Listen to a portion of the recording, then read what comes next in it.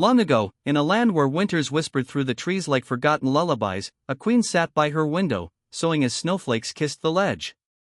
She pricked her finger, and as a drop of crimson blood fell onto the snow, she whispered, "If only I had a child with skin as white as snow, lips as red as blood, and hair as black as the raven's wing."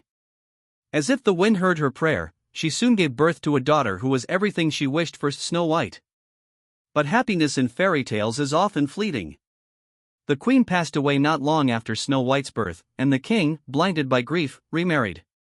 The new queen was a vision, flawless, poised, and commanding. But beneath her porcelain skin and glittering crown lay a soul consumed by vanity. She cared for nothing more than being the most beautiful woman in all the land. Every morning, she would ask the enchanted mirror on her wall, "Mirror, mirror, on the wall, who is the fairest one of all?" And for years, the mirror soothed her pride with a simple answer, "You are." But time passed. Snow White grew from a child into a young woman, graceful, gentle, and radiant in a way that beauty alone could not explain. She had a kind word for every servant, a song for every animal in the garden, and eyes that saw the world with wonder. Then one day, the mirror betrayed its mistress. "You, my queen, are fair, it's true, but Snow White is fairer still than you." Those words shattered the queen's heart and her sanity. Wrathful and jealous, the queen plotted Snow White's death.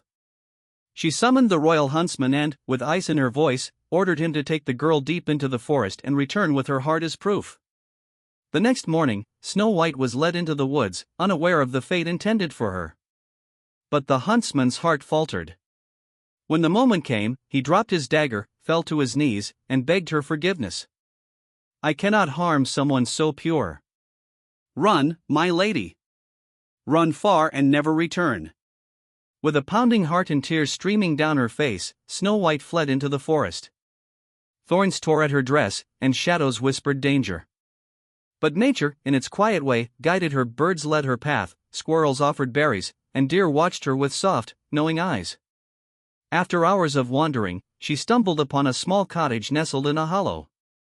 Curious, she entered and found everything inside perfectly tiny and beautifully kept: 7 beds, 7 chairs, 7 bowls of stew. Exhausted and frightened, she curled up on one of the beds and fell into a deep sleep. When night fell, the owners of the home returned, 7 dwarfs, miners who spent their days digging for gems deep in the mountains. They were startled to find a stranger in their home, but when she awoke and told them her story, their hearts melted. "We'll keep you safe," said the eldest. "Stay here. You'll be one of us." And so, Snow White found joy in simplicity. She cleaned the home, sang songs that made the walls hum with warmth, and listened to each dwarf's story as though it was the most important tale in the world. They, in turn, protected her fiercely, warning her never to speak to strangers. But evil never sleeps. The queen discovered the huntsman's lie when her mirror once again whispered, "Snow White lives beyond the hills, with 7 men in woodland still." Enraged, she brewed a potion and transformed herself into an old peddler woman. With a basket of apples, one gleaming red with a hidden curse, she journeyed to the dwarf's cottage. "Just a simple apple, dear," she rasped, offering Snow White the fruit of her malice. "One bite and all your dreams will come true." Trusting, as always, Snow White took a bite. The apple dropped. Her eyes fluttered shut. And she fell to the ground, still as winter's breath.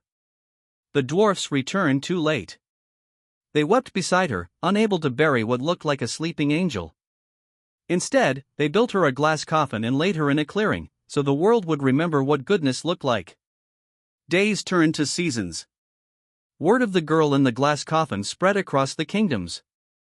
One day, a prince arrived, one who had met Snow White long ago, and never forgotten her.